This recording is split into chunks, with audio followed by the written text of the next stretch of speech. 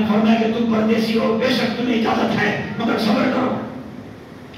چلے گئے اور ایک گھوڑا لے کر آئے، ایک گھوڑا لے کر آئے، اس پر کچھ سامان باندھا ہوا تھا، کچھ کپڑے تھے۔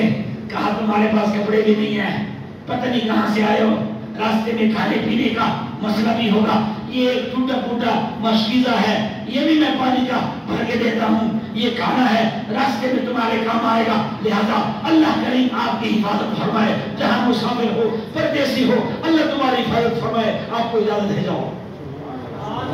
اب وہ اندر سے اس کا دل پھٹتا جاتا ہے کہ یہ وہ شخصیت ہے کہ مجھے دعاؤں سے رخصت کر رہے ہیں۔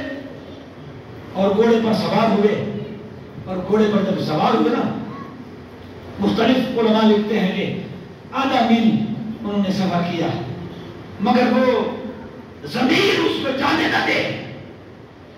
آخر وہ گھوڑے سے اترے، نیچے زمین پہ سر رکھا، سوچ رہے ہیں کہ پتہ نہیں یار یہ کس قسم کا گھرانہ ہے اور کس کی غلطی میں کر بیٹھا ہوں۔ میں پوچھنا چاہوں گا اس سے، بے شک مجھے وہ قتل کر لے، میں ایک مرتبہ اس سے پوچھوں گا کہ آپ نے مجھے پہچانا کہ نہیں پہچانا۔ میں بات کروں گا اس سے، بے شک مجھے قتل کرے، مگر میں ان سے پوچھوں گا ضرور کہ تم نے مجھے پہچانا کہ نہیں پہچانا۔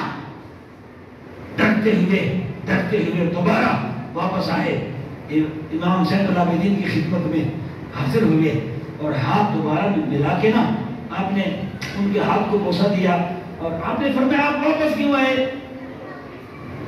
واپس کوئی چیز بھول گئے؟ انہوں نے کہا نہیں کچھ بھی نہیں بولا، بس ایک گزارش ہے، ڈر بھی لگتا ہے، خوف بھی لگتا ہے، میرے دل میں ایک بات ہے، دماغ میں بات ہے، مگر نوک زبان پر لا نہیں سکتا۔ آپ نے فرمایا یہ کون سا ڈر ہے کہ دماغ میں بھی ہے، دل میں بھی ہے، زبان پر نہیں لا سکتے؟ آپ بات کر لیں، خیر ہے، کچھ بھی نہیں ہوگا۔ انہوں نے کہا مزید تو میں بات نہیں کر سکتا، مگر ایک بات کا جواب آپ سے پوچھنا چاہتا ہوں، آپ نے مجھے پہچانا؟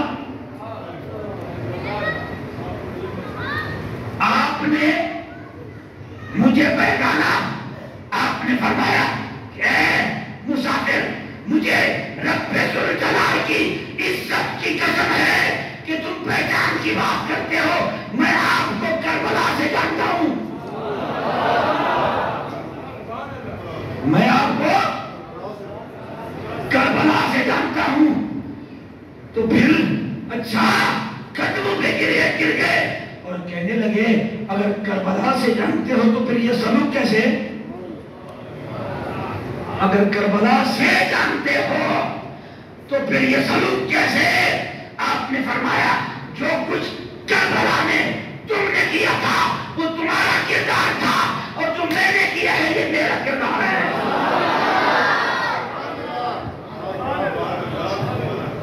جو تم نے کیا وہ تمہارا کردار ہے، مگر میرے رگوں میں خون مصطفیٰ ہے۔ خون مصطفیٰ کی تاثیر یہ ہے، دشمن گھر بھی آ جائے تو اس کے سر پہ بھی ہاتھ پھیرا جاتا ہے۔ گھر آئے ہو، ہمارے کوئی اصول ہیں، ہمارے کوئی ضابطے ہیں، یاد رکھنا۔ وہ گزارش وہ جو میں نے اٹک میں سنائی تھی، وہ بیٹا چھوٹا بچہ، معصوم بچہ بعد میں پیدا ہوا، اور واقعہ کربلا کے بعد حضرت امام زین العابدین کا ایک بیٹا پیدا ہوا، ان کا نام کیا تھا؟ حضرت امام باقر۔ وہ جب چلنا پھرنا شروع کر دیا نا اس نے، آپ اس کو انگلی پکڑوا دیں، تو چلنا پھرنا جب شروع کر دیا نا تو ایک دن اپنے بابا کو نیچے سے اوپر دیکھا، کہا بابا ایک بات کروں آپ سے، بات یہ ہے آپ روتے کیوں ہیں؟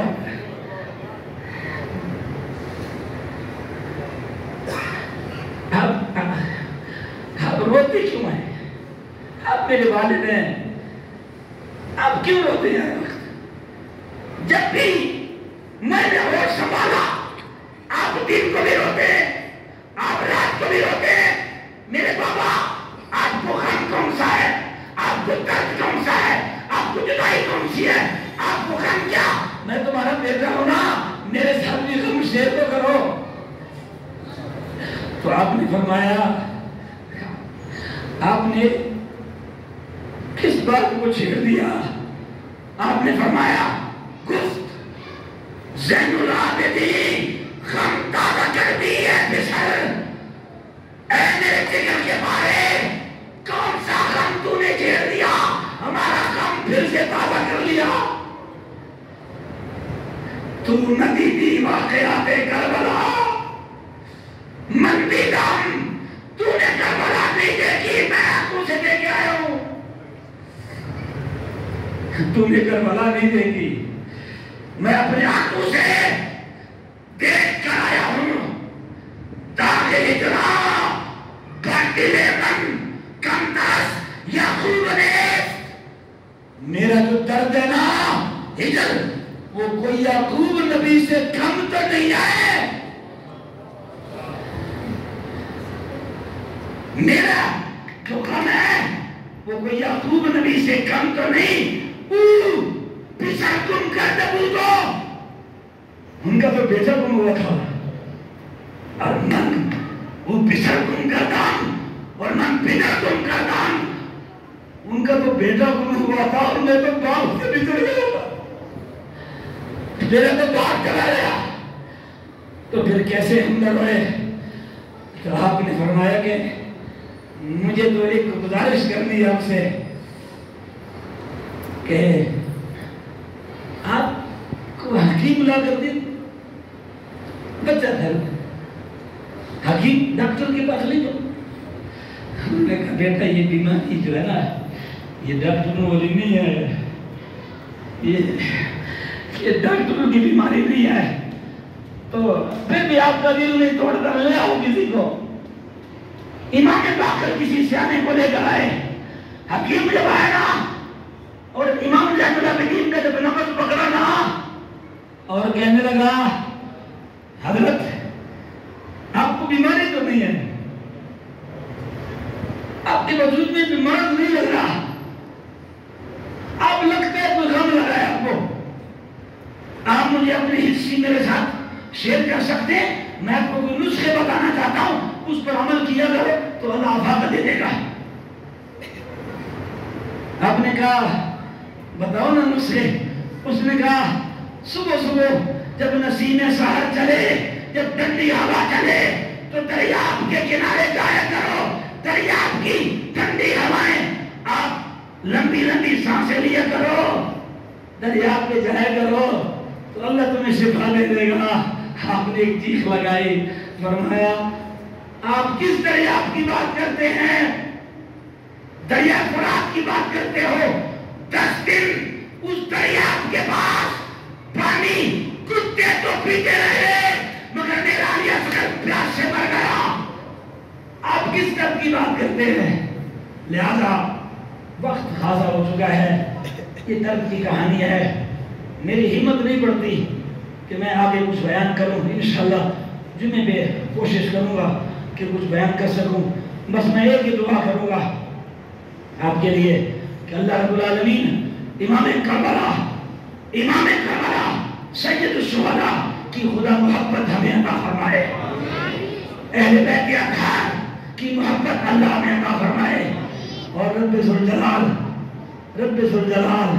ہم سب کا خاتمہ بالخیر کرنے کے ساتھ ساتھ امام کربلا کے جھنڈے میں اللہ مجھے اور آپ کو اٹھائے۔ میں ابھی انتظامیہ سے گزارش کروں گا کہ وہ بے شک اوپر لنگر کا اہتمام تیار کر لیں، اور کچھ تھوڑا سا لنگر افتخار بھائی اگر یہاں بھیج دے تاکہ ہم دعا میں شریک کر لیں۔ آپ تمام حضرات تشریف فرما رہے ہیں اپنے جگہوں پر، انشاءاللہ جو انتظامیہ کے لڑکے ہیں بے شک ان کو اجازت ہے کہ وہ اوپر جو سیٹنگ کرنا چاہتے ہیں ان کو اجازت ہے وہ وہاں سیٹنگ کر لیں۔ اللہ رب العالمین کہ حضور آپ کے لیے دعا ہے، اللہ کریم آپ کا بیٹھنا قبول فرمائے۔ اختتامی دعا کے فوراً بعد آپ تکلیف کر لیں، تھوڑا سا اوپر تشریف لے جائیں گے اور وہاں پر انشاءاللہ عزت اور تقریب کے ساتھ آپ کو یہ لنگر شریف پیش کیا جائے گا۔ اللہ رب العالمین آپ کا بیٹھنا قبول و منظور فرما دے۔ بسم اللہ الرحمن